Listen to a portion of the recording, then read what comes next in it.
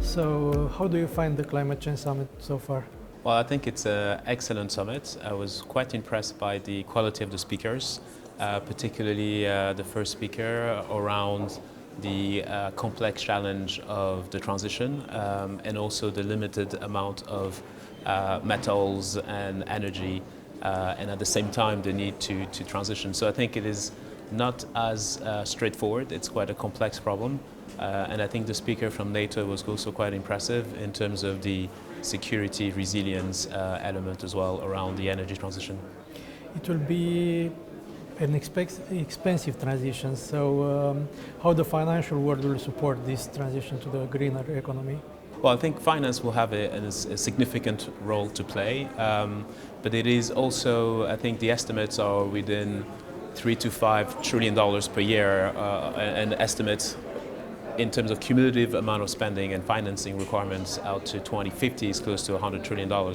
So I think the question that is at stake is whether finance alone can solve the climate change, and obviously not. It's not just a supply problem, it is also a decarbonization of the demand, because the world population will go from 8 billion people today, roughly, to 9.7 billion people in 2050. So if you reduce the emission intensity of your economy, you still will have to address 2 billion more people on Earth.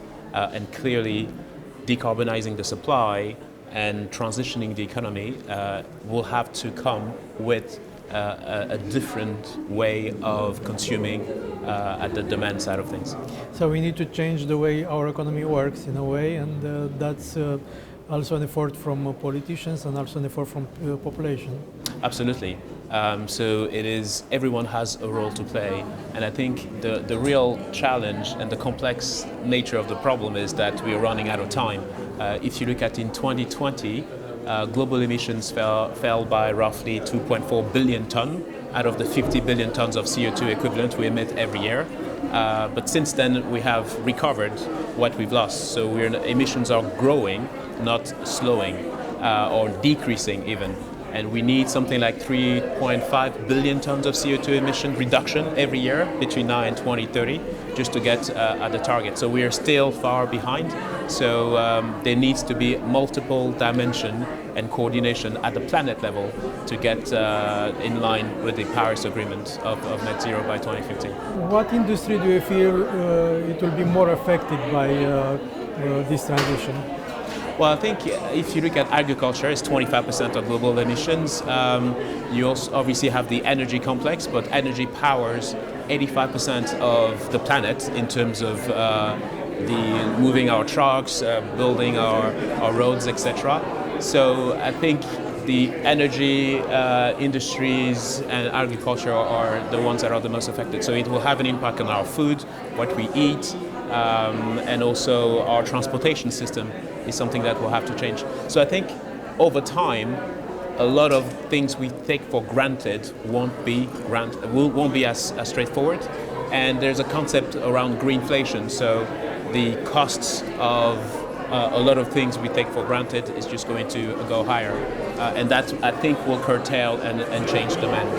And also, not everybody is on board with this transition. I mean, we have a lot of problems. We have the war, we have politicians that want, I don't know, different things.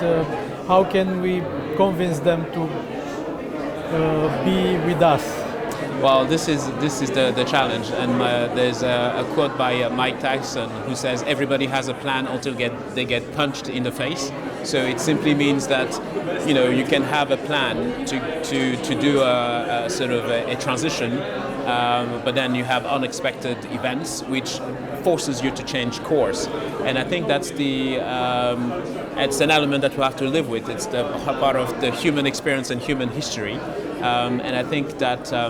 Over time, people will see the needs through the droughts, the heat waves, etc. So I think that eventually nature and the environment will force change because there will be no alternative. Thank you very much. It was nice to meet you. Likewise.